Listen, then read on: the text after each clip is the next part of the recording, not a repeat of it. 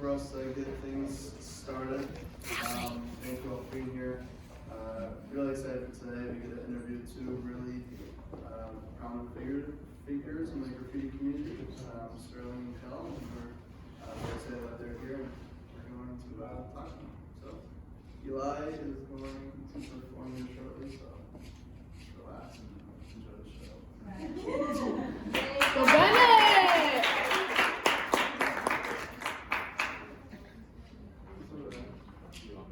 Okay. Yeah.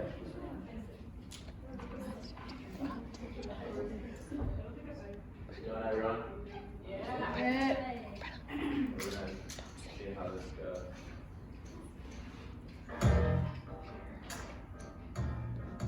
We'll have a little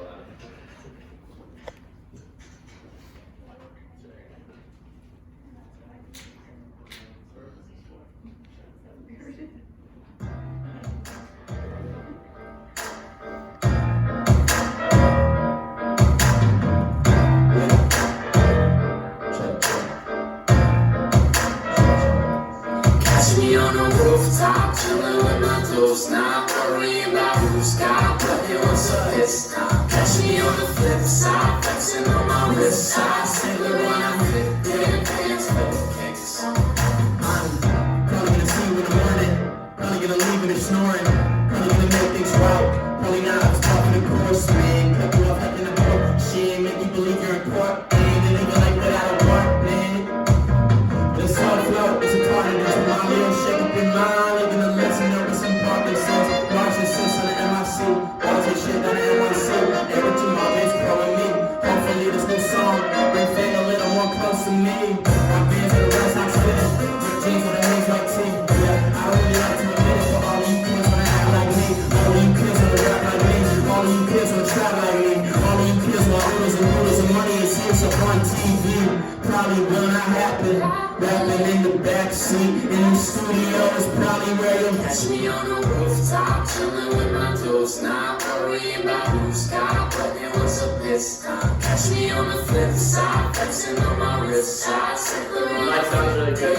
dance for the kicks. Yeah. Catch me on the rooftop, chillin' with my dudes, not worrying about who's got what it was a piss time. Catch me on the flip side, flexing on my wrist side, sailor when I fit dead pants for the kicks.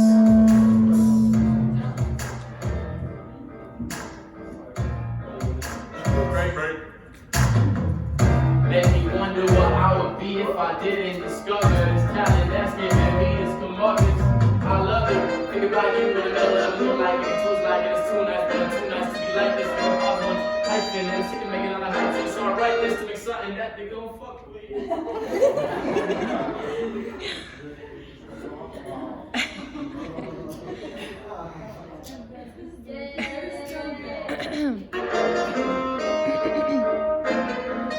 I don't want the crowd like to see. Yeah, trying to make me out of this. Trying to make claim like what I see. Feel a little bit rough for the homies. Fuck what I see. You know me. All of you kids wanna act like me. All of you kids wanna rap like me. All of you kids want rules and money and tears up on TV. Probably will not happen. Rapping in the backseat. In the studio is probably where you Catch me on the rooftop, chillin' with my dudes, not worrying about who's got what it was a piss time. Catch me on the flip side, flexing on my wrist side, sailor when I fit tan pants for the kicks. Catch me on the rooftop, chillin' with my dudes, not worrying about who's got what it was a piss time. Catch me on the flip side, flexing on my wrist side, sailor when I fit tan pants for the kicks. Catch me on the flip side. Catch me on the flip side. Catch me on the flip side. Catch me on the flip side. Catch me on the flip side. Sweet.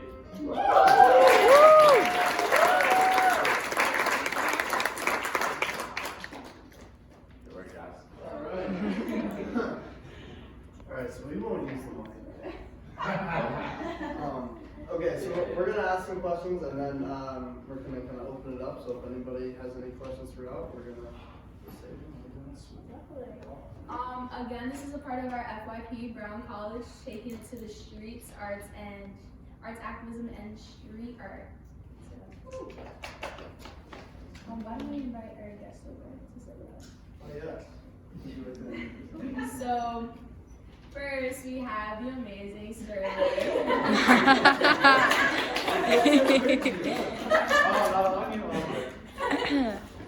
And next we have Kel.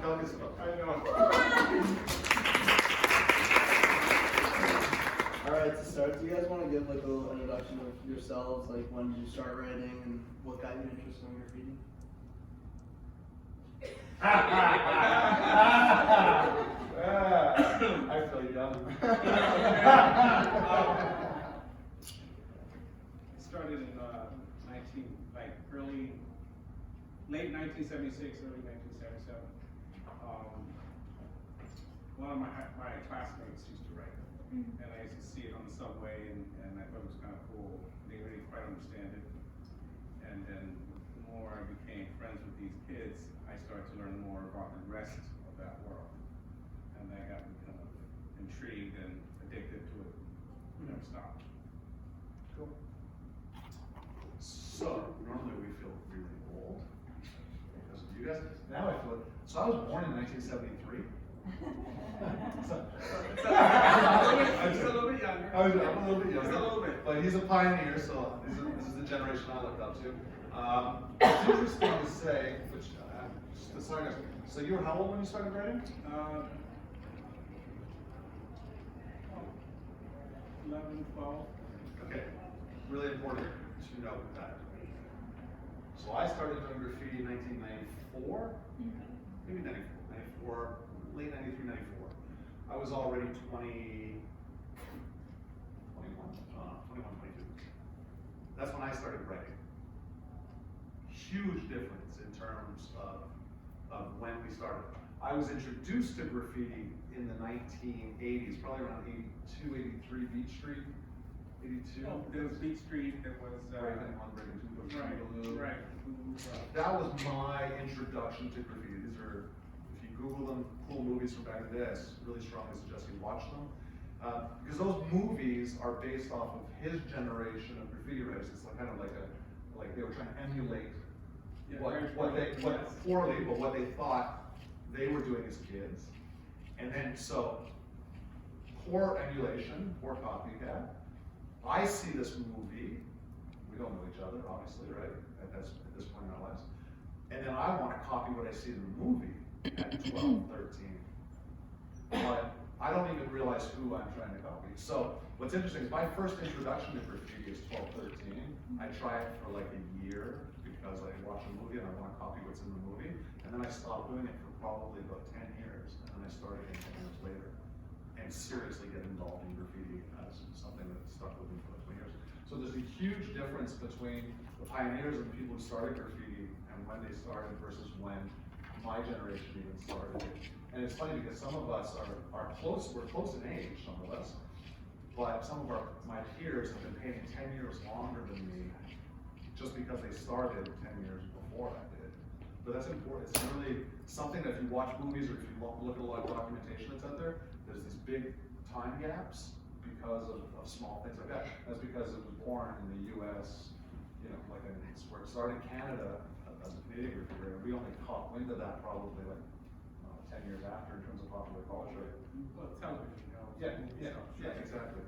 But again, those were poor versions of it, but MTV helped us the most in Canada, I think. Really? Music videos, well, music videos. Okay, Music music kids. videos, yeah. Music videos and MTV and Much Music were more the real things because it was, you know, it was people in our culture that were actually promoting graffiti in a Plus, more yeah, real way. MTV raps with Freddie, and Exactly. some of us painted backdrops for that kind of stuff. Yeah, rather than some white producer in Hollywood. Well, it still was that, but they were, some of them were smart enough to find us and locate. And listen to it. Yeah, listen to a few of us who had some of it. Yeah, so it's just like 76 and like 94. Like it's crazy. That's a long time. Yet we share a commonality in our culture, and although it's two different generations, when we met or when we talk, it's like we've known each other forever because we're part of a very similar culture. So, how has hip hop inspired you in your art?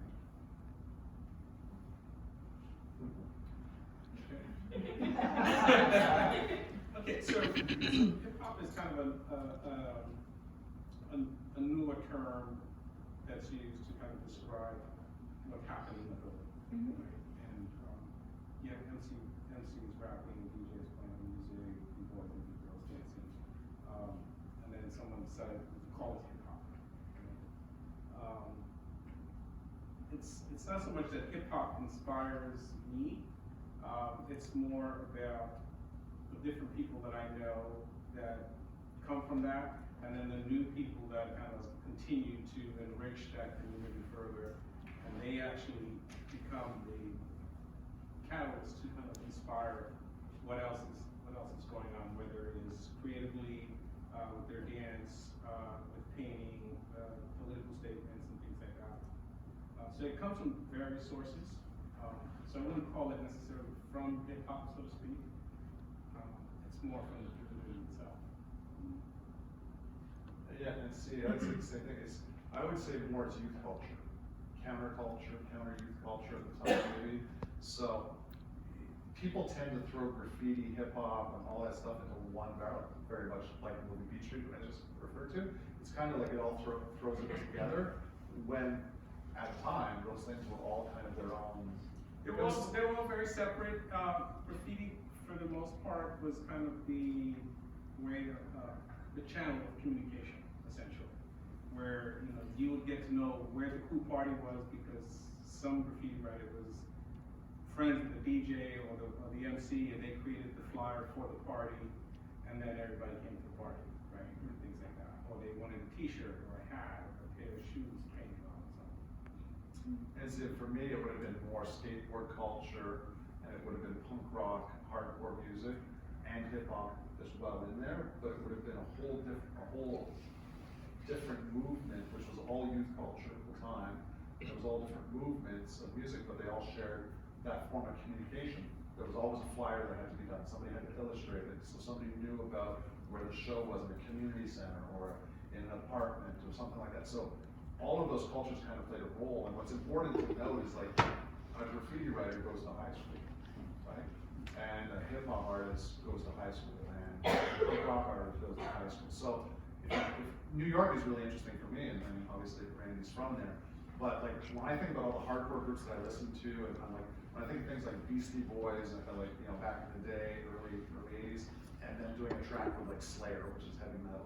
Well, it's because all these people know each other through the music industry, or they all grew up in a borough together or something, and they went to high school together, and somebody did this, somebody else did that, and then sometimes they kind of come together. Same thing in Montreal. Like I have friends who went off to be really well-known musicians that were in another genre of music, but I was involved in this, but I know people in both. So I think the cultures that surround us in terms of as we're growing up or as we were growing up were more of an influence, because there was a lot of stuff going on at the time, right? And then there's different socio-political issues at the time that influence and all that. Like what was going on in the 90s probably versus what you were experiencing in the 70s was probably a little different too. It's pretty drastic. Yeah. It's pretty drastic. The Bronx was really burning. Yeah. My house or my apartment got burned a couple times. But you're right, and it all starts really in the school system itself, as early as middle school for me. And then it just carries through as you start to navigate I navigated all the different worlds in the city and was able to insert myself into different neighborhoods and meet other kids and really just venture out and just be kind of adventurous and say, hey, I'm here, this is who I am, I come from here, let's be friends. And it's no different than when little kids that go to the playground and they want to play with a certain group of kids or play with a particular toy and say, hey friend, can I play with that? You want to play with me? So that was more kind of like the perfect analogy or comparison to what it was like for me to travel the entire boroughs of New York, to be able to experience other neighborhoods, different cultures, absolutely, and be able to not always friendly, right, and not always well embraced, but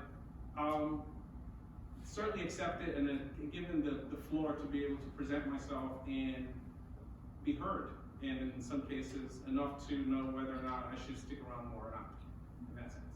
Yeah, like even when we was skateboarding before graffiti, like the idea with skateboarding is you go around and find different skate spots, which brings you all around the city into areas that you might not live or go to school, but you hear about this skate spot, or you know, graffiti, you hear about the spot that paint this abandoned place or something, or this wall.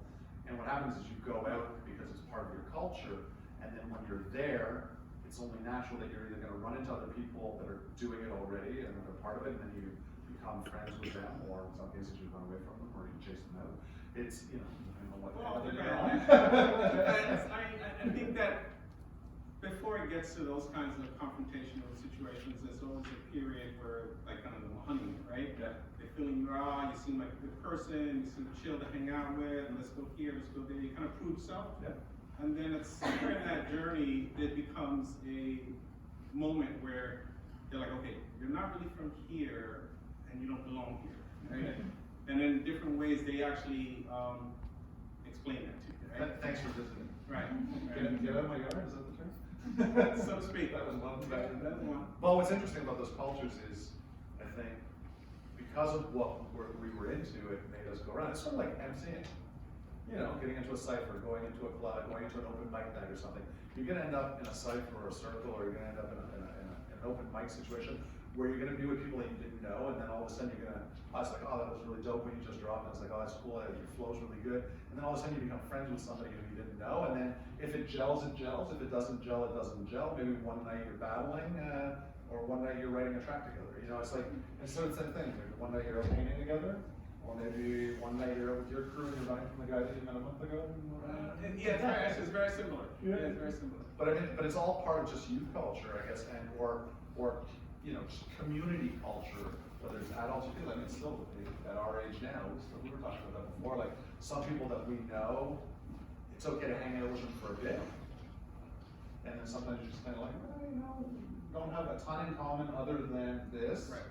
and kind of going and do your own thing. And that's the same thing when we're kids. It's, Sure. Sometimes you share a lot more common, and you connect, and then you hang out longer with people. And, you know, it's the same thing. Cool. We've learned about in class how young writers feel like they need to get up or, you know, promote their name. Why is expression through graffiti important to young writers, and what kind of inspired you when you were younger to get your work out? Well, getting up as a holistic term, right, is really getting yourself in front of everybody. And anytime you ride the subway or ride the train or the bus or walk down the street, it's personally important to a graffiti writer for you to be able to see my tag. Not that I'm receiving anything other than that I have now entered your space, and you will somehow in the back of your head remember that, because at another point in time in your journey throughout the city, you will see it again and again and again, and somehow it will resonate as like, well, I've seen that before, right? And you might want to know more at some point. If there's a show, sometimes gallery shows show up randomly, and you say, oh, I've seen that name before. I'm gonna go see what that's about. So there's that connection to be able to bring the attention of the public closer to me. So in a way, we're kind of marketers and advertisers, Yeah, and exactly. like self-shameless promoters. Yeah. Essentially. Costs us a lot less. It's a lot cheaper, sure. I was going to say exactly that, and that's what's interesting is it's visual communication, right? So it's repetition. If you think about advertising, most of the time an ad, normally, well, if we're lucky in advertising, we get about 3 seconds of your attention. That's the goal, is to get that first 3 seconds, and then you've retained something out of it. But advertising works through repetition. So graffiti works through repetition. If we want to gain any kind of notoriety or any kind of credibility, or for anyone to become aware of us, especially other writers, other peers, other people doing the same thing that we're doing, the only way for them to actually know us is to get up. You know, get as much out there as possible. Make sure it's always the same. There's got to be quality to it. It's got to be stylistic. It's all about just producing until you achieve that level of notoriety or recognition. And then there's a whole other level of work that has to go into it about maintaining it, and even you have to excel as an individual in it. But a lot of it comes, it's kind of narcissistic, but I don't know, for you, I know a lot of the people that I know in graffiti, a lot of us are very insecure, or we were as children very insecure, or we weren't the coolest kids or the whatever. And what happens is you end up, through graffiti, you can kind of create an alternate persona. You can dictate kind of who you want to be. We were talking about that before a little bit. So you can kind of like, all of a sudden, this is my given name that I didn't choose, and now I can choose, you know, everyone wants a nickname when they're a kid. You know, like, your friend has a nickname, and you don't have a nickname, and you're like, oh, I want a cool nickname. You go through like 50 different names, and they all sound corny, but then when somebody else gives you a nickname, it's like, oh, that sounds cool, but if you would have given yourself that same name, it would have been like, that's corny. So it's like, it's that like, kind of thing in graffiti, even as graffiti writers, I don't know how many times you went through different names. I went through like 5 different names. Well, the dictionary was part of my playground, right? And I used the dictionary consistently to look for words that had a strong meaning, a strong letter association to be able to develop a new tag and experiment to create excitement in that sense. I just chose letters. Yeah, that was the process that I just chose my name off a seafood truck. It's not a joke. I looked at the most popular letters in a combination of one day. Like S's were really popular letters, E's were popular letters, A's were popular letters. So I knew that those letters always appeared in a lot of the people who I really admired graffiti. And I was like, I can't copy their names, and I have to find an arrangement of those letters. And logically, you're always looking for like a real word. It can't just be phonetic. Like you want to, you know, originally you want to have a real word. And I remember dropping one of my friends off at college one morning after I was being out painting, and I think at the time I was painting like Wink or something. There's some bad letters that you can paint in graffiti because they don't work out like those work, because I did a big piece. You did a big piece? Yeah. Oh no! Anyways, It came out pretty good. I can't do it. It was short for wicked. Oh, that's exactly. Yeah, see? Great minds think alike. But what was funny is, and eventually I didn't like those letters, but that's because the person I was painting with painted with those letters, like similar letters. And I saw this SEA on a food truck, and I was like, oh, C is cool, but then 3-letter combinations for me wasn't cool because most of the people that I knew had 4-letter combinations. So I was like, man, am I gonna find another letter? What letter do I do? I can't repeat the same letter. And I was like, oh, if I take the S and I flip it, it'll be a Z. And then it's kind of like really symmetrical, like it's kind of open and closed, like the thing. There's a whole process behind it. And I was like, oh, I'm just gonna call myself C's. S-E-A-Z. And then it became fun. And then through that process, I was like, oh, a small letter E and a small letter A are the exact same thing in verse. If you think about it, blow your mind right now. And then S and Z are just inverted mirror images, right? So I was able to do these super hyper-symmetrical pieces, which made my life really complicated because freestyling that is impossible. Right. So I had to sketch everything.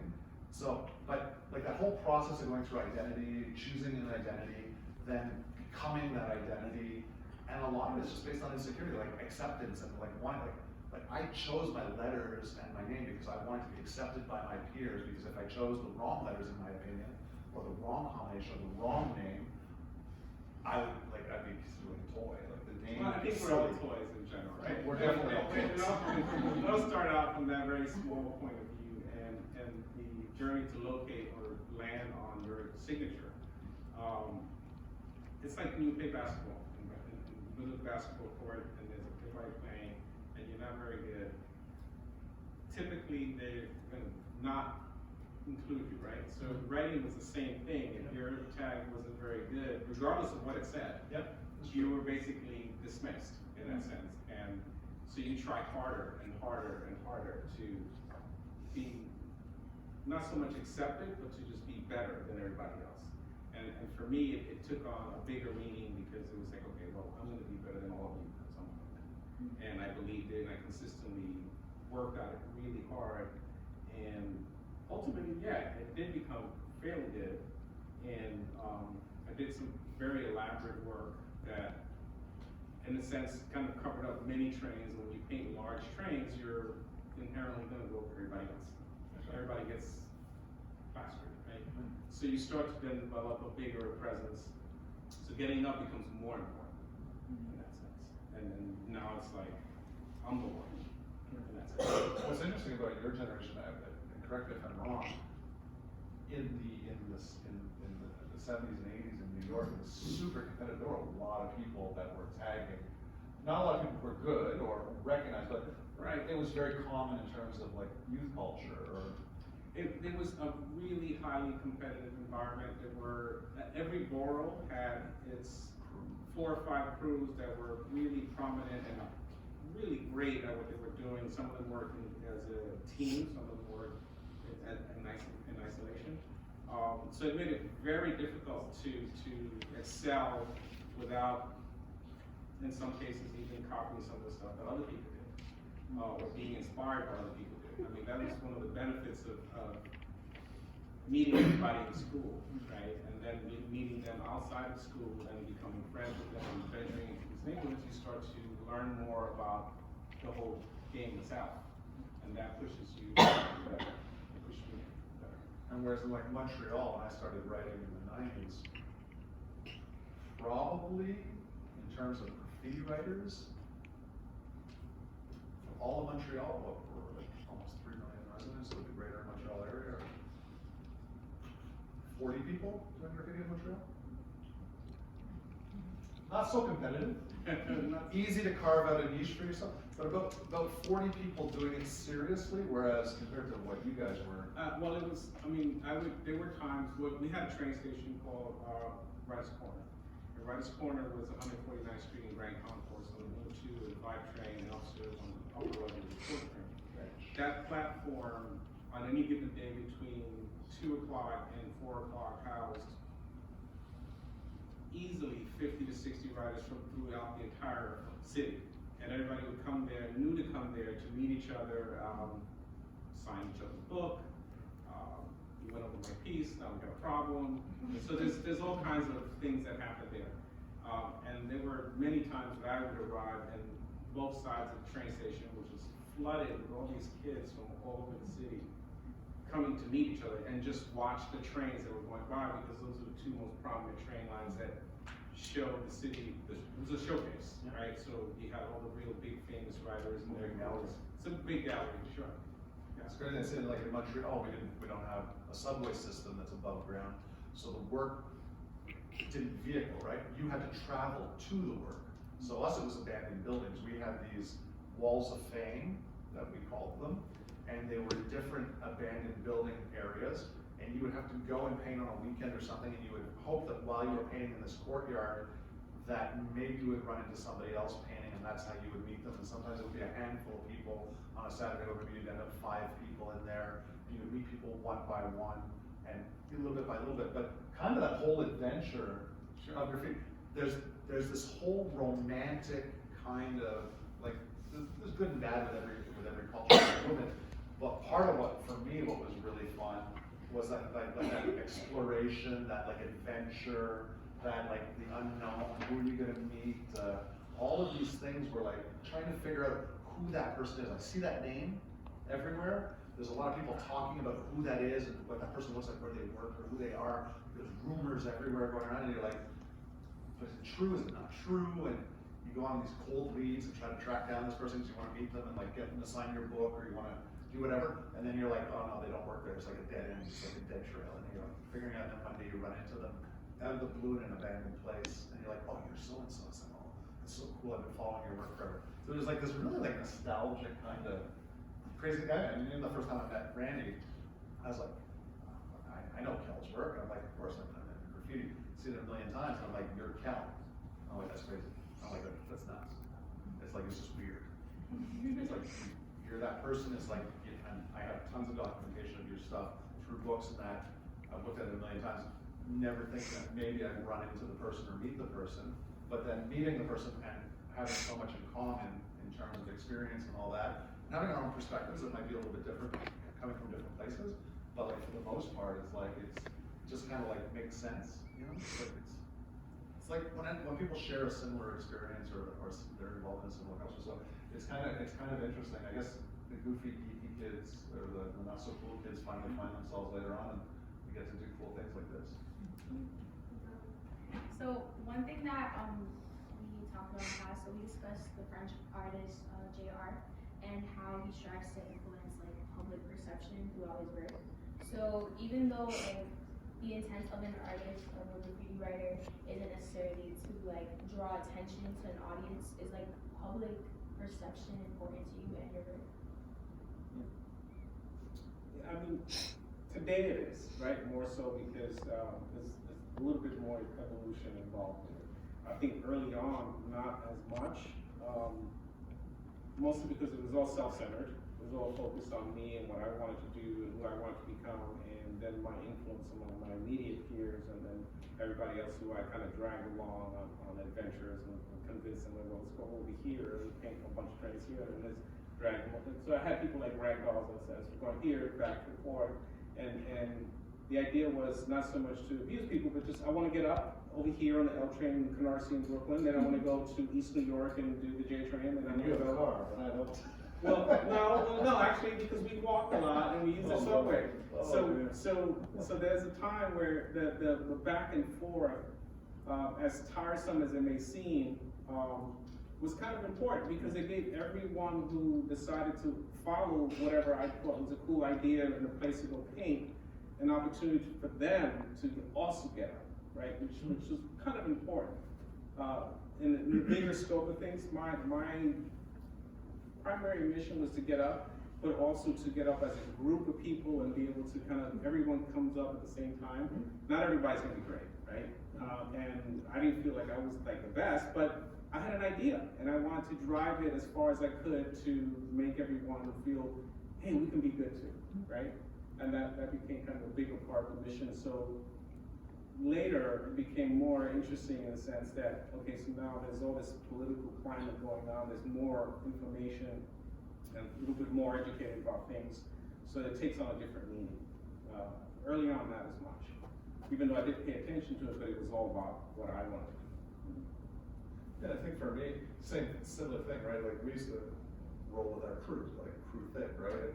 With us, we were a graffiti crew, but we also had MCs, we had tons of people who did things, break dancers and all that were part of our crew. And what we used to do is when we used to roll out on the weekends to a club or something, like I was a promoter, I would be working at that club, so the graffiti writers would come to the club that were in our crew, the break dancers would come that were associated with us because they would battle in the club.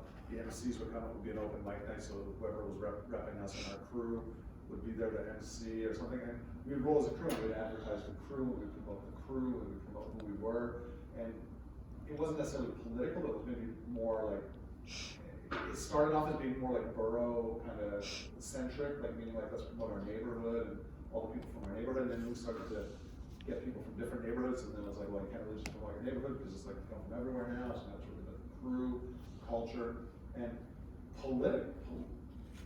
There's not a lot of political stuff at a certain point. Like, I mean, I think in New York, I think political, or I think of LA, or specifically LA, like graffiti culture in LA, a lot of gang violence and a lot of gang. So you'll have a lot of memorials, so you have things, so there's like a police violence, so there'll be like some stuff in New York that happened later on too.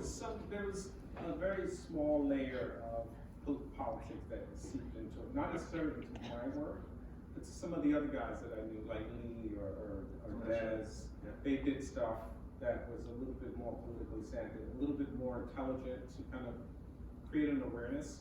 And everybody who saw it was like, oh, okay, that's a little bit smarter, or something else to think about as opposed to just getting out. Right?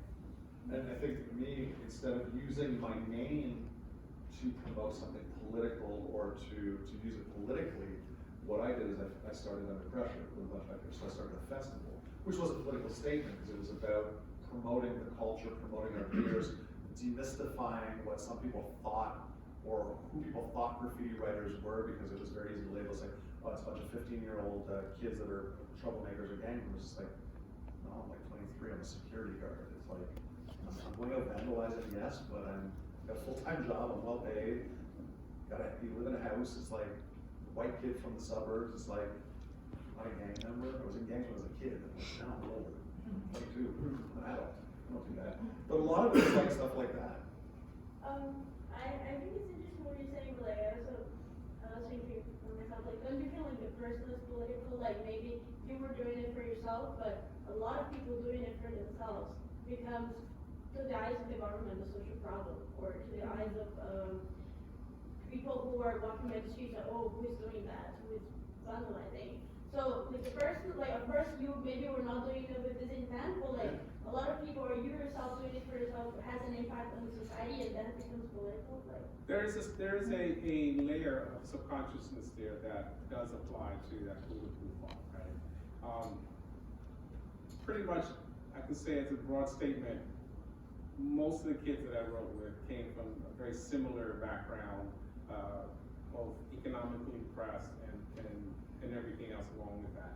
And so when grouped together and we make this broad intrusion on the public, yeah, it is a political statement without actually being conscious of it, right? And we did it effectively to the tune of millions of dollars, but Crotch wouldn't agree. Crotch would agree. Good that he's gone. But the reality is that, you know, it isn't a, what do you call it? The outcome of our struggle, essentially. And along that path, there are others who had a little bit more, I think also age had to do with it, that they had a little bit more insight in education to be able to say things to us either personally or even just write it out to say something of consciousness for us to be like, okay, I get it, right? Even though we're living it, right? We're not thinking about it because we're not looking in the mirror at it, we're just living the moment. And here's another kid from Queens making a statement, oh, the Bronx is burning because of this, this, and this. Oh, you're right. That's why my apartment burned, right? So in a sense, that becomes part of the fuel to kind of group together more and try to make a bigger impact. But it's all personal, right? Individually. Yeah. I think it's funny because I think the question makes me immediately think of a movie called Suburbia. If you get a chance to Google, this is probably on YouTube, Suburbia stuff. This is like one of my early introductions to punk rock and like, you know, whatever. And it's funny because this movie is about a bunch of white suburban kids who are just kind of unhappy with their everyday life and want to kind of rebel against it and or become punk rock, whatever, get into all this stuff, get into a whole bunch of trouble and, you know, drugs and other things. But I think for me, you know, even though we were older, I think, you know, there is there's something in the background there saying like that these white kids in the suburbs are bored. And I mean, part of doing graffiti for me was boredom. It was just like bored. It was something that, you know, it's part of skate. It was, I was involved in skateboarding, it was music culture that I was into. It was there. It was like an outlet to kind of create a different persona, like I was saying before. But I think that is a political statement in itself, because it's saying like, I mean, you know, if you're not happy with your socioeconomic situation or the label that society puts on you or something like that, you're bored with your parents' label or whatever is kind of like not forced onto you, but like kind of given to you. I don't know. It's like, I don't know. I think boredom is it's a little different, right? So in our neighborhood, there was plenty of sports to play. There was plenty of other street stuff to get confused by. And then there was the layer of politics surrounding the environment that made its way to certain graffiti writers, right? Some of them were actually writing, you know, Free Lolita LeBron, and what are those guys called? The Black Panthers and Latin Kings.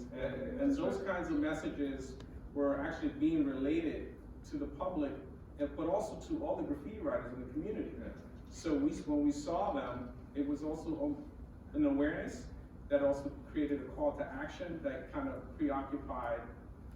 took the preoccupation of our minds from doing something else that we probably should be doing to thinking about what that means and say, can we support that somehow, right?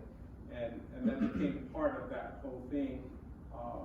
So boredom was very rare in my neighborhood, in personal. I think that's the difference with New York and like, you know, like at that era, at that time. Like, I mean, that's what when as an outsider, when I look at it, that's one of the things I see. Like, it's like a social justice, like all these things. Like you're saying, there's politics and the ghettos or things like that. Everything that was going on economically in New York at the time, bankruptcy. I think the city went bankrupt or something in the 70s.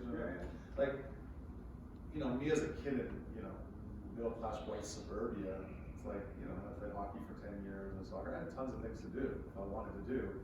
But these were things that kind of other people had chosen for me if I wanted to do them. It was like, they were there, but like I wanted a skateboard ramp in my neighborhood. Like a bunch of kids wanted a skateboard ramp, but nobody's like, no, we're not gonna build a skateboard ramp, that's stupid, but you know, hockey, we're gonna build my hockey. It's like, yeah, I don't wanna play hockey, I want a skateboard. So, like for us, I think that's where for me the war came in, is a different generation, right? And the times were different. Sure. And where I grew up was probably very different in that sense, like that, like, it was different, but I think that's what's interesting about graffiti culture, because I think if you go anywhere in the world, so if you talk about JR, where JR's from, what JR does, and his perspective is very relative, like when he does stuff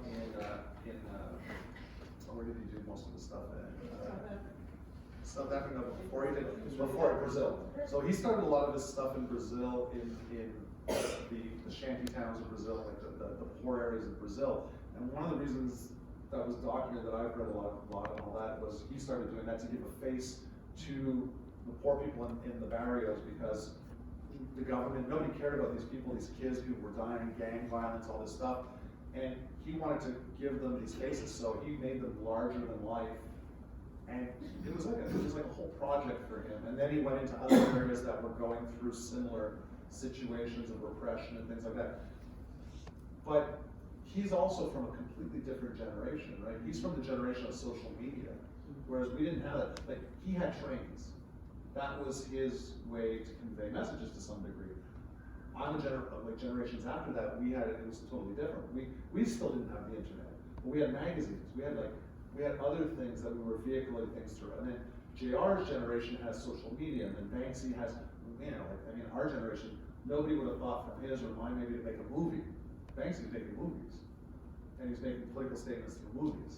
Like, every generation has access to different tools, different technology, different ways of, I think, conveying messages. The world changes politically, it's messages go. And I think that artists now, because there's that level of maturity that you were talking about, that's the other thing, is there's artists now that some people might think are really young, but they're actually relatively, we're up there. So they have the means to travel, they have the funds to do it, you don't know what their social, economic background might be, parent-wise or something. A lot of them are college educated or university educated.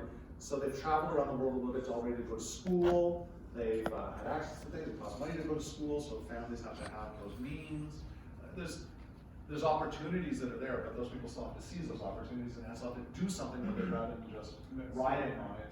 Anyway, so I think that's where the JRs of the world, the Banksys, the people that are doing things now, at least myself as, consider myself retired in my own right, I guess you could say. But that's how I appreciate that work, is because they're doing something to bring awareness, or they're lending their work and they're taking risks politically, which is dangerous in some cases, to draw attention to issues or situations that are super important to talk about. I think more and more our generations are going to see more and more types of art activism and all that in terms of climate change. When I think about the group Extinction Rebellion, which I think it's great what they're doing in terms of political disruption. They have a logo, which is an hourglass and a circle. For me, that's a tag. It's like a crew name. Because people all over the world are painting that same thing and placing that same slogan, that logo on things. But it's not one person, it's a movement of people. And a crew, a graffiti crew, is a group of people who have their own name. We've gotten more sophisticated that way. Right now, we've gotten the group effort in things, right? And I was in Holland just recently, and Jealous? it was fun. It was a lot of fun. So I got a chance to see a lot of the artists that I see globally from my social media feed. And one group in particular, which is they're pretty awesome, right? And they became kind of like, I think, the single most impactful group of graffiti writers, so to speak, that actually came together and continue to come together and do large projects that just have one common goal and common interest in a very large way. That's become kind of like the trend that I've been watching over time. Graffiti itself has many trends, and I've started down that rabbit hole quite a few times and identifying pieces of it from my generation. But as it comes fast forward to now, we have a lot of that going on in different groups of artists that started to rise. Yes. See his hand. Kel first. Oh, first. Okay. A request and a question. So do we get to see some of your work tonight? Yes. Okay. And the question is, when you, a lot of my students like Basquiat. Yeah. I'm wondering, knowing when you were working, I wanna know what the reaction was on the ground in New York when he hit. Like, was he a hero or a princess or what? Okay, so I knew John Michel fairly well socially. We went to many dinners where lots of our friends were there, Keith Haring, Andy Warhol, Madonna, a lot of these folks. He was a very strange character. He wasn't really comfortable in a lot of ways socially. He wasn't really a prima donna in that sense. At least never came off like that in my presence. And he was just kind of a little bit in a different way, different, a little twisted in that sense. But clever and had very small witty things to say that would really kind of snap you and wake you up very quickly. He would seem like he's not in tune in the conversation, and then a few seconds later he'll say something that will completely like wake you up, you know, and be very relevant and present, but then he'd disappear again into the ether. So he's a very interesting character to be around, for sure. It's interesting, when I think about artists like that, like when I got into graffiti, we didn't, you know, like, those people were artists to us, right? So they weren't graffiti writers. So again, different perspective, I didn't, you know, But no, to your point, yes, we didn't consider John Michel or Keith Haring graffiti writers, right? So to be clear, from my generation, a graffiti writer was somebody who actually painted a subway, tagged on a subway, and did that shape or form of lettering or painting with their name or a word. Not necessarily a combination of stick figures and different things like a collage or something. And I think that was one of the problems, because then you've got popular media that would label somebody that, like in Quebec, we have our own, like, he's almost an artist who I have a lot of respect for, who would be like a Keith Haring of Quebec, Montreal, same generation, same thing, probably very similar background in terms of how they came out. Would have been, if he would have been in New York, would have been part of that Soho movement at that time, the music movement. And what's interesting is when you're young and you're into graffiti, and I mean young, 22, you're not young, but you're young into graffiti, you're very idealistic and you're very judgmental in some cases. I know I was anyways. And then you got Futura, 2000. Like when I first saw Futura's work, I was like, well, he's an artist. It's like, he's not a graffiti writer, he's an artist. But I wasn't mature enough in the culture, like I hadn't been involved long enough in the culture to be able to appreciate somebody taking it beyond what everyone else was doing.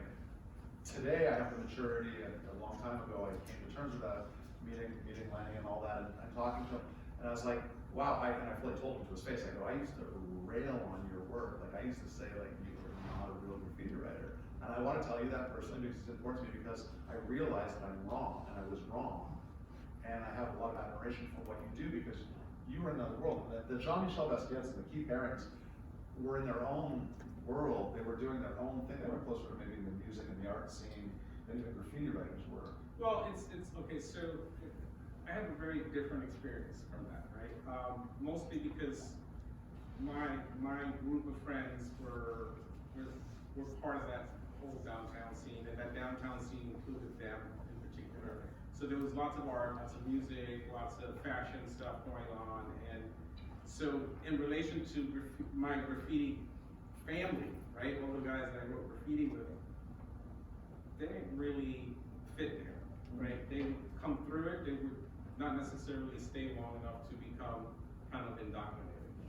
Were they being used, you think, a little bit by that movement to kind of give a little bit of credibility, street cred? No, I think it was just a cool hip thing, you know, and it was just like a really uptown meets downtown, and when you have that kind of flash of culture, so to speak, or subcultures, it just becomes kind of a cool mix. Music is kind of a common denominator, right? Sure, art.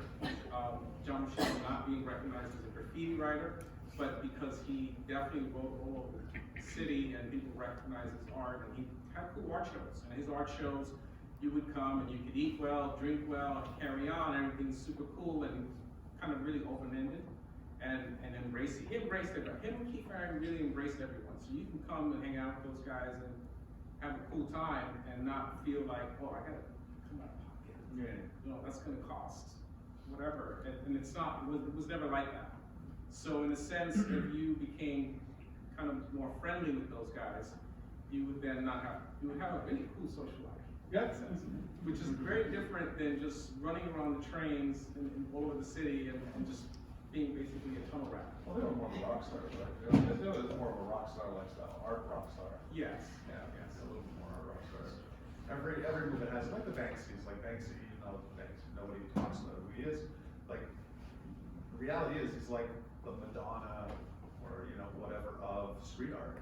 You know, the Faffies, the Nancy's, Right. there's a bunch of them that are, we were talking about those people before, we were talking about how you make a living doing graffiti, right? Like, we were talking about traveling and that, and making a living, we're talking about some other people that we know.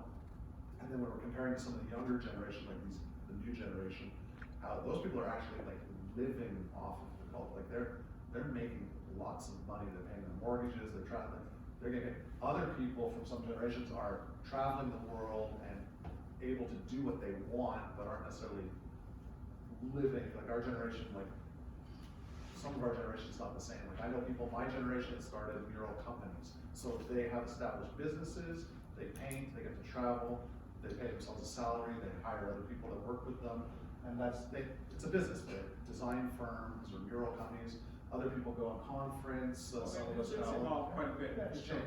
But there's a whole generation of people who are actually like selling work for lots of money, who are like hide them in terms of collections and. Yeah, I mean, the idea that graffiti writers from the original point wanted to sell artwork was True. not necessarily the point, right? The point was just to get out there. And over time, the galleries became involved.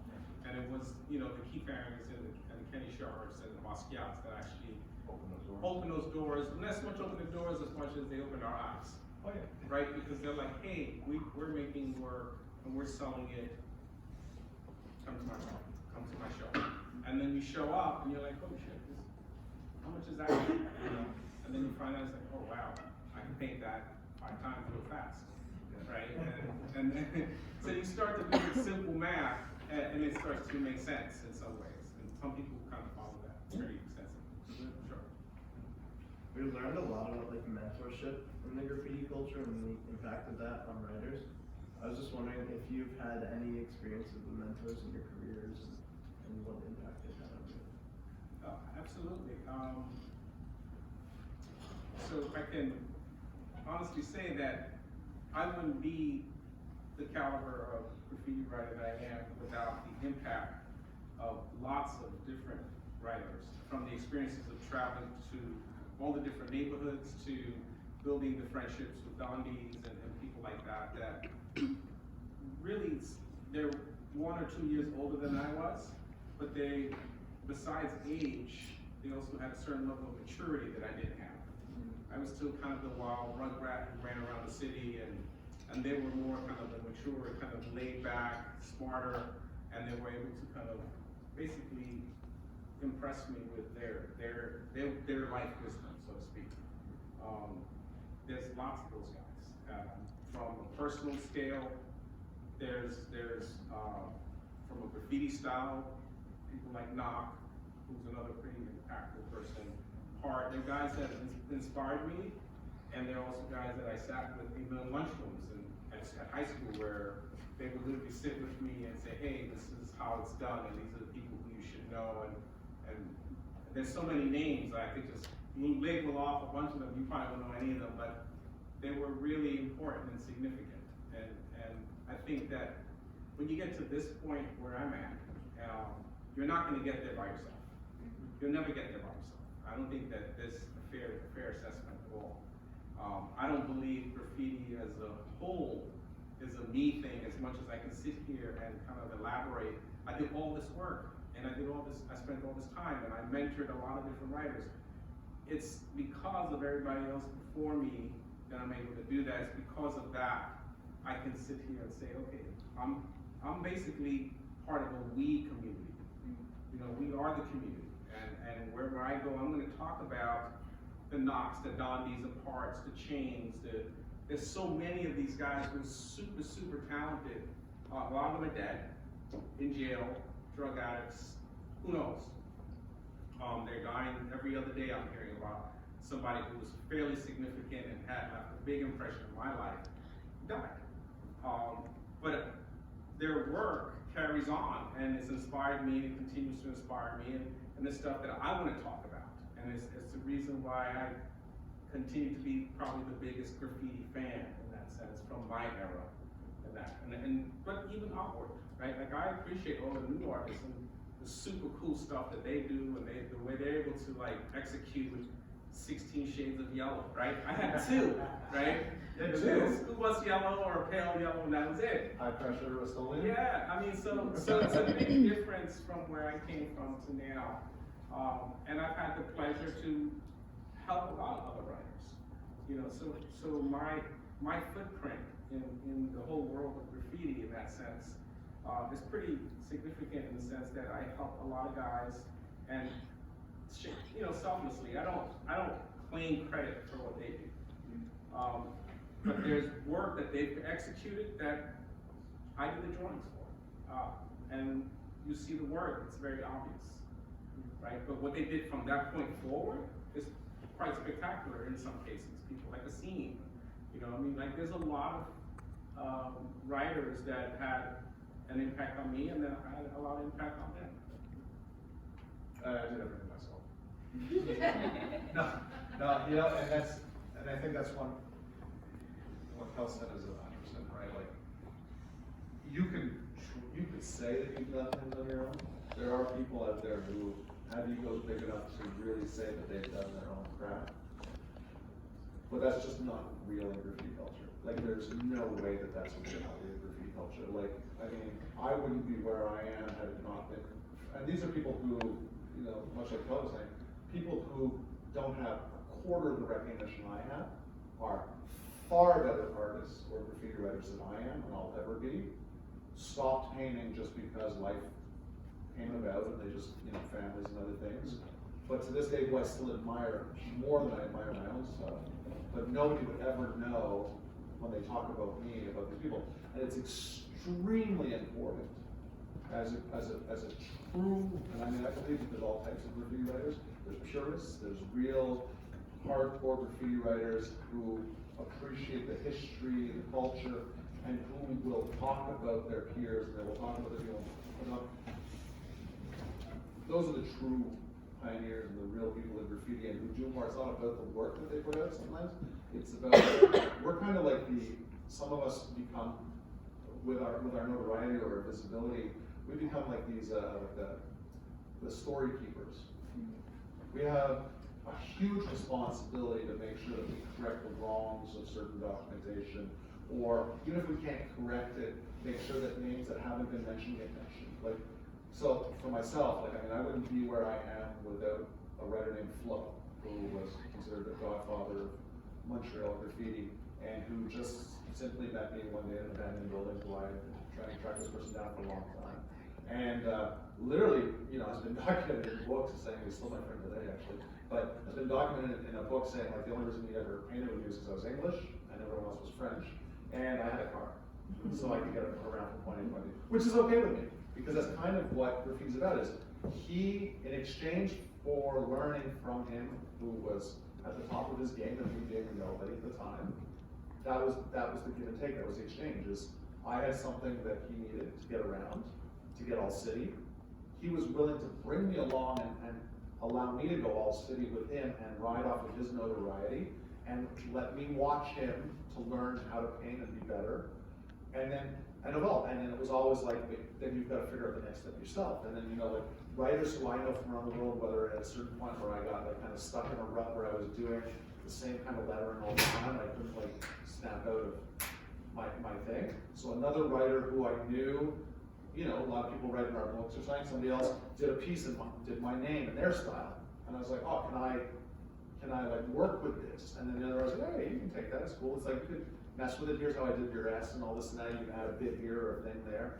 And I was like, oh, cool, it's like, okay, I'm gonna try it. And I mean, I'm already an established graffiti writer, and now another established graffiti writer is helping me get to another stage and elaborate my style. But we don't evolve if it's not for generations before us, generation ahead of us. I learned tons from the new generations, like we're saying. when I see kids now painting with like 12 shades of the same paint, which is, that's our reality, like super photorealistic paintings, like I'm like, what the fuck, I'm like, okay, that's incredible. I paint my name.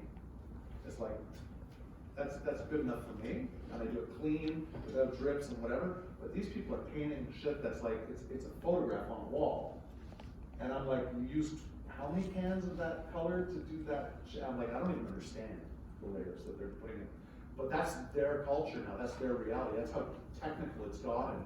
So, I'm like happy with like 3 colors. I'm like, I can paint a piece in 3 colors, I can paint a piece with 1 color if I have to. But that's also what makes us unique to those people, because those people don't do that. And they're like, what do you mean you can paint 2 colors and you can paint a piece? It's like, yeah, you give me 2 cans of paint, I can paint a piece. And I'll find a way to make those 2 cans go all the way. But it's like, so each generation can teach the next generation. And there's kind of like there's a saying in hip hop, it's like each one teach one. It's like a very well-known Very saying. true, right? But it's true, we have to. I learned from Randy, when I talk with him, when we even something like this, I learn about the history of New York graffiti, or the graffiti that he experienced. I have my own interpretation of what I've read, what I've documented, the people I've spoken to.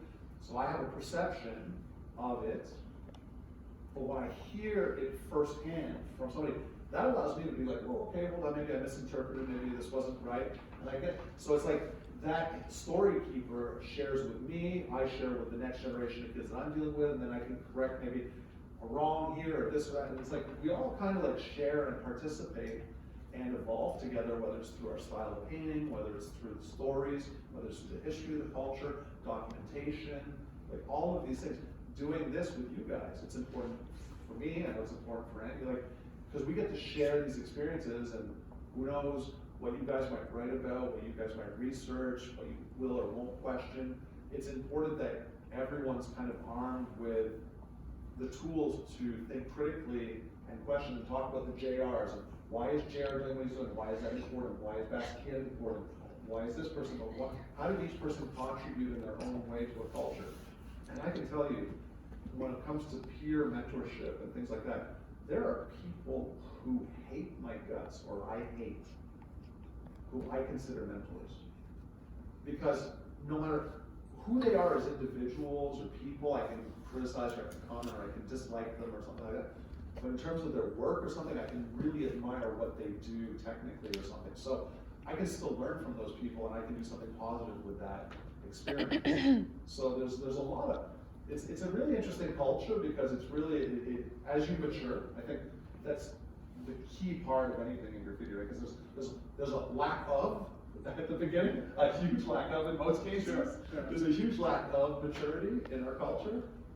But if you stick with it long enough and it's sincere, the level of maturity that you can attain very quickly is really, really high, because it's the real world. It's like real people skills, it's real working together, collaborating and all that. It's like, you can't even find that in an office environment in some cases. No, this is a tax paycheck.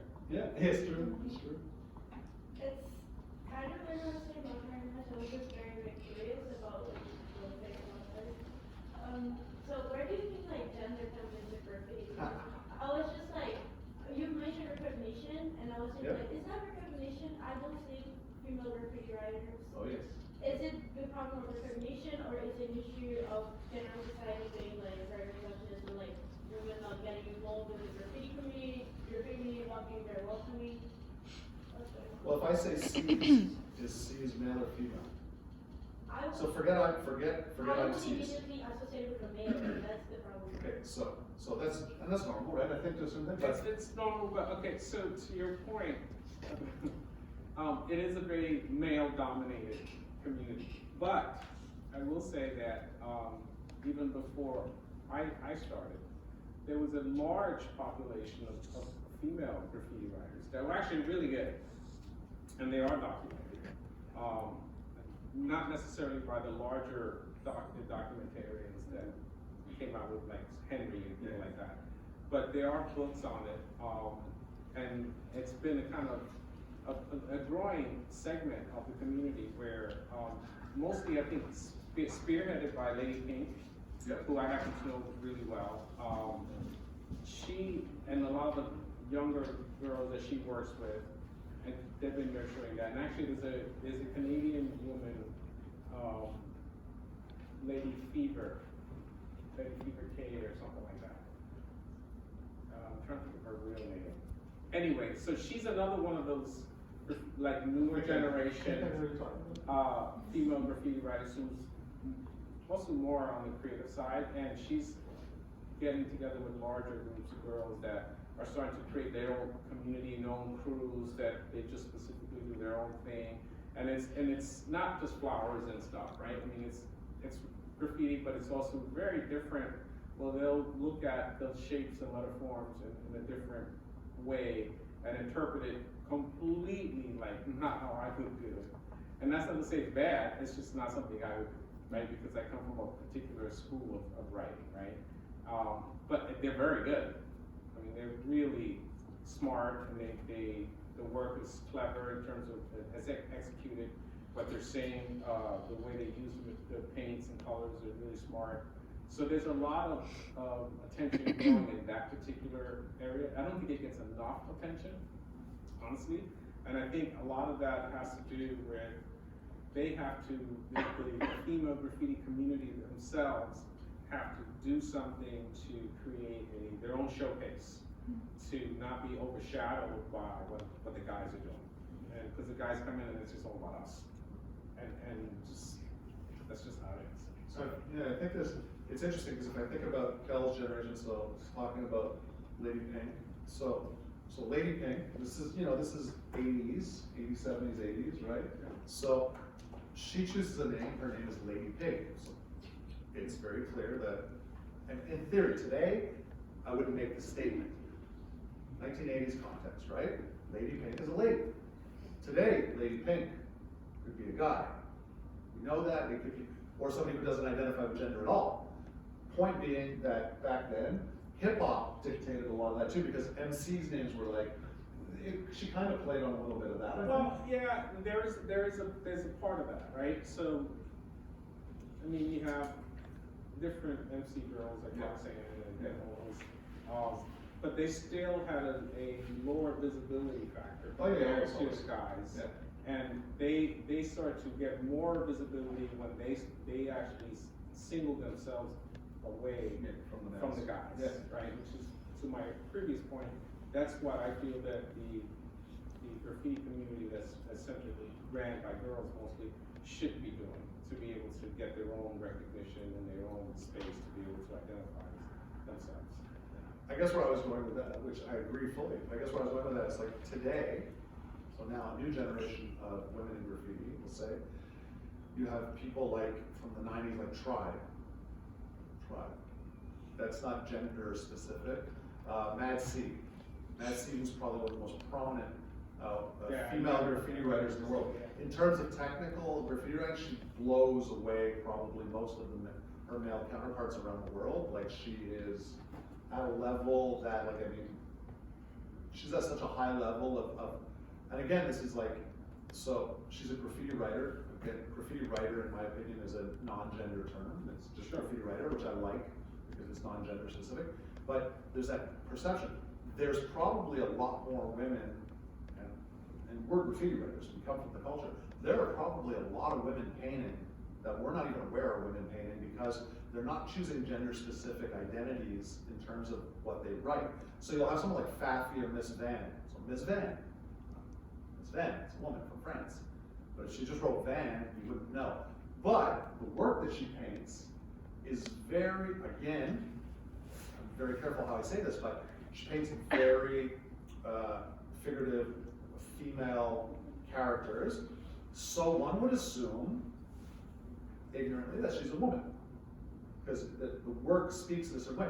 But then again, if you think about it today, in today's context, that technically doesn't mean that it's a woman painting it. But I think that people are kind of pulling away from gender identity in these cultures and are just looking at each other as peers now. But the level of competitiveness for women to try to, I don't want to say accomplish anything because they've accomplished great things. and they've accomplished more than some of their male counterparts, but I think it's again, and I'm a white male, so it's hard for me to comment to this, but I think that obviously it's gonna be always more difficult and more competitive. I think if I go back to like what we used to paint legally, so I've always painted with women, like Sweat, like all these people, in my crews there's always been women that have painted with us. Gen 1, like people like that I can name a whole bunch. But like, so, and this is gonna be, I hope this doesn't come off as ignorant, but so as a young male, 22, 23, 6'4", 200 pounds, running through a train yard at 4 o'clock in the morning, being chased by railway workers, I'm wearing a hood, mask, like the whole thing. You can't tell my gender, but rail workers definitely gonna assume I'm a male, most probably. So getting chased, getting into some, pretty good, the police chasing you. I've been in some really tough, dangerous situations. There's been situations documented where if it's a woman doing that alone or a male doing that alone, there's a whole different risk level. You know, so you go to a place like Brazil and you're out at 4 o'clock in the morning and you're maybe, I don't know, you know, like, so I think there's a factor there that has always been a little bit of a problem in terms of people getting engaged in it and doing it and taking those risks, or maybe being worried about the reality, because they are these realities. A lot of times the women that I paint with always went out with their male counterparts because there was like kind of a notion of protection and this and that, which is kind of ignorant in some way, but I guess in another way it makes a little bit of sense. Well, it's true. You know, like, I mean, I don't like to be that, like, you know, I say it with complete, like, with openness, but, so I don't know if that, like, slows it down. I look at other cultures, though, so like skateboarding, I'm still super involved in, and women in skateboarding now has, like, shot up in some other sports and things like that were predominantly male-driven. But will it ever be at the same level as their male counter? I don't know. And then I go further with gender. There's male, female, and then there's people who don't identify with a specific gender. There's you know, gay graffiti writers, transsexual graffiti writers. There's thinking about some of the New York graffiti writers who would never say that they were part of the LGBTQ plus community like 20 years ago or 25 years So ago. different today, right? So Today it would be different. So. I'm not blaming graffiti for that. I think graffiti is a strategy of society, and that's part of the society we live in. So as society moves forward with this kind of a concept that graffiti does as well. Yeah. So it's pretty understandable why nowadays we have such differences as we had in the 70s or the 80s. So yeah, I don't think that graffiti created this inequality in this community. I think it's just like a reflection of the society where graffiti emerged from. And it's interesting that people like Melissa, who's one of your teachers, so she works on Under Pressure, the festival that I founded, and she started a sub-festival within Under Pressure called Queen's Creation. So what we do now is at the festival, it's a part of the festival, it's not like isolated, like not deliberately, it's the choice of the women to showcase their own thing, but there's a place for women graffiti writers and a place for women street artists, there's a place for women breakdown, the MCs, DJs, and all that, and they have their own showcase to show their male counterparts what they do. And the goal with all of that is that the males, us, we just observe, like we don't participate, that's their space, they do what they want, and that's at their request. And it's really about not commenting or not speaking. It's not for us to speak to it or comment to it unless we're asked to. It's really just about supporting their space to express themselves and their way to express themselves and make it inclusive. So it's really interesting because there's more and more of that happening. Well, that's awesome, because I think that, you know, part of the reason that there's been kind of this slow start, so to speak, is in fact definitely related to the risk factor. Yeah.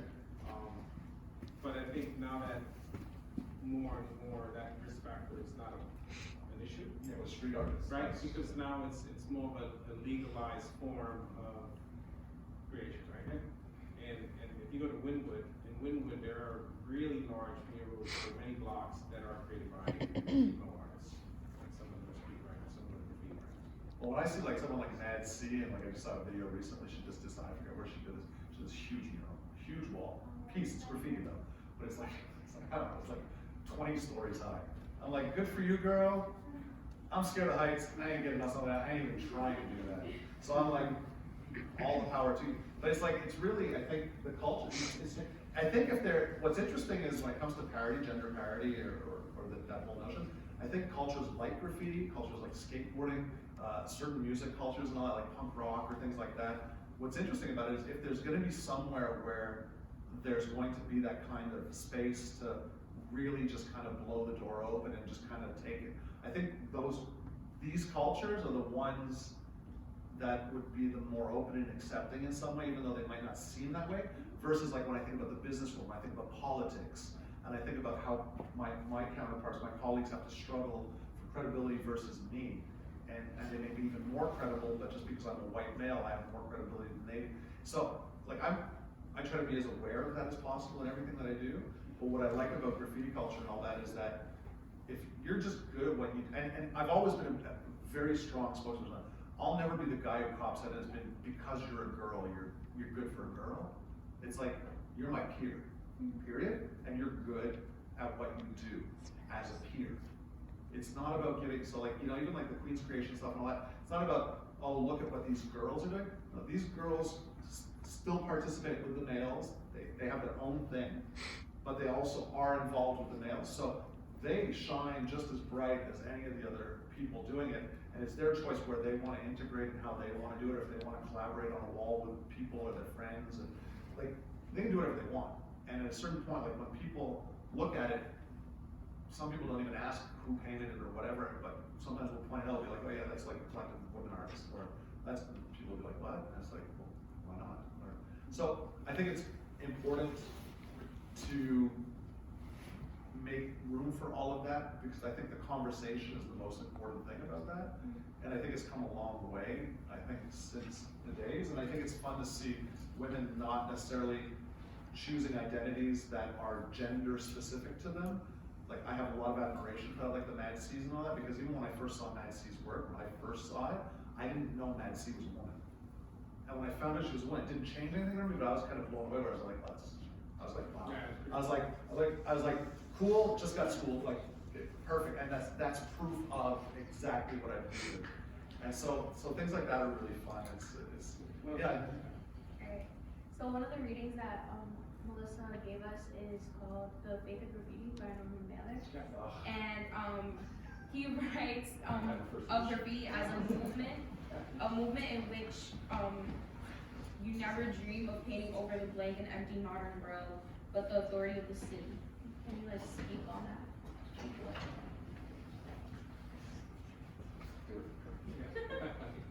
Always right. But the whole nature of it is to really override authority and to make a statement against authority in this statute. That, you know, regardless of what we thought or what I thought, I was different. I was coming from a first person point of view, but I think I should be looked at or understood. So I never wanted to feel that I fit in this box. I saw things a little bit differently, and a lot of my friends didn't necessarily think of it in those terms, right?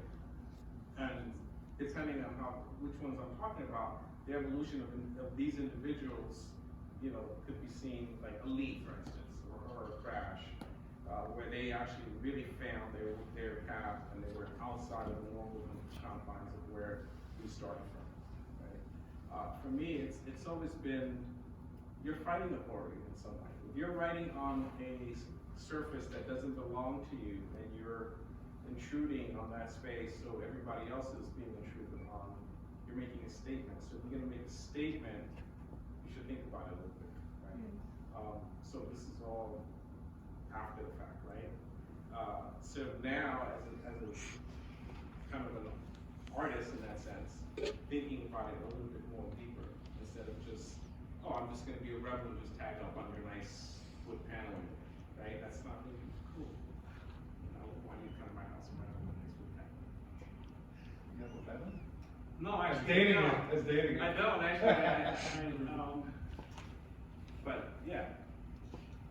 Yeah, it's like, so Norman Mailer, what I like about the book is, I was introduced to this book by an architect at a school, after I did the graffiti exhibit at the school, and they told me about this, and this book was not on my radar as a graffiti writer at the time. This is a long time ago, because it wasn't part of the collection of books that one would go to, like the Subway Arts and the style. Well, the Norman Mailer book fell to the bottom of the pile for the simple fact that it was, by the time it got to my school, which is essentially what I would consider the graffiti renaissance, right? Where the real height of creativity was peaking and really bubbling really hot. And Norman Mailer's book did not address that. We couldn't relate to it in the same way. It also wasn't a picture book, right? It wasn't a picture book. It was really. Well, it had pictures. It had pictures, but it was more of a. It wasn't like Henry's book. No. Henry's book was really showing you the trains. That's right. And here, Norman's book was really showing you kind of a snapshot of the subculture, the kids, the space stations, some of the tags. So you had a little bit of that culture being exposed.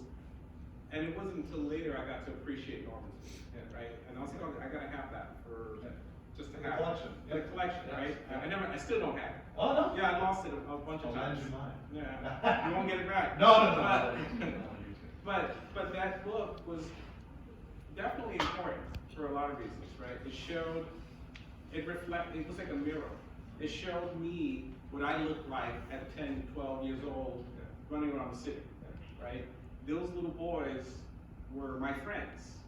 Those tags that I saw were the tags that inspired me and the same tags that I did.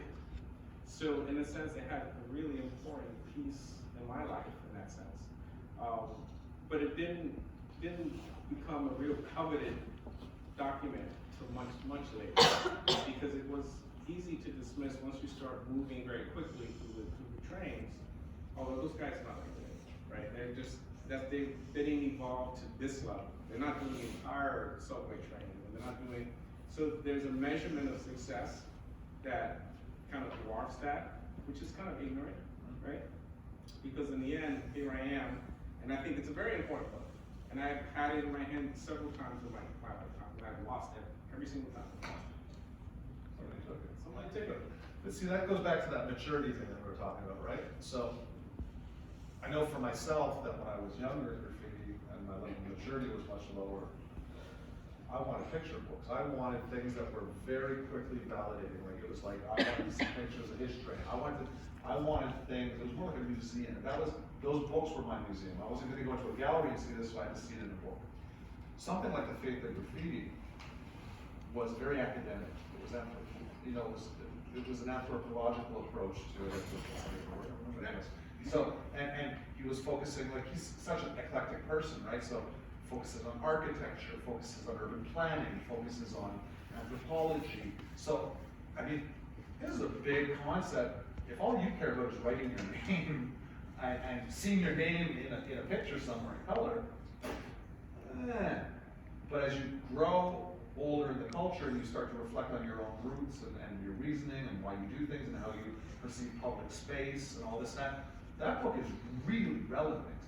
And there hasn't been a lot written since on really those things. There's been some people have touched on it, but it's normally, whenever there's writings about it, it's normally art history, sociology stuff, communications, marketing and advertising a little bit, but there's few people. There are people who have covered anthropology, but then the anthropology approach to graffiti is always like cave paintings and the relationship between paintings on caves to painting on the walls. And it's like, okay, there's a stretch there, I think. There's a way to get around it. But what's also interesting about The Faith of Graffiti is I haven't read my copy in a while, but one of the things that I remember in that book is where something like Style Wars is New York centric. It's very much a snapshot of New York City, graffiti, Manhattan, Bronx, That's true, Harlem. yeah. Whereas Mailer talks about graffiti in Philadelphia or Pittsburgh. The context is a little broader. Yeah, broader, and he talks about the roots and how the kids in those areas communicated with the kids in New York, and talks about public space. And public space is interesting. So, to go to your question, there's private property, which is owned by an individual, and I agree fully, and I've always agreed, there's smart ways to do graffiti and there's stupid ways to do graffiti.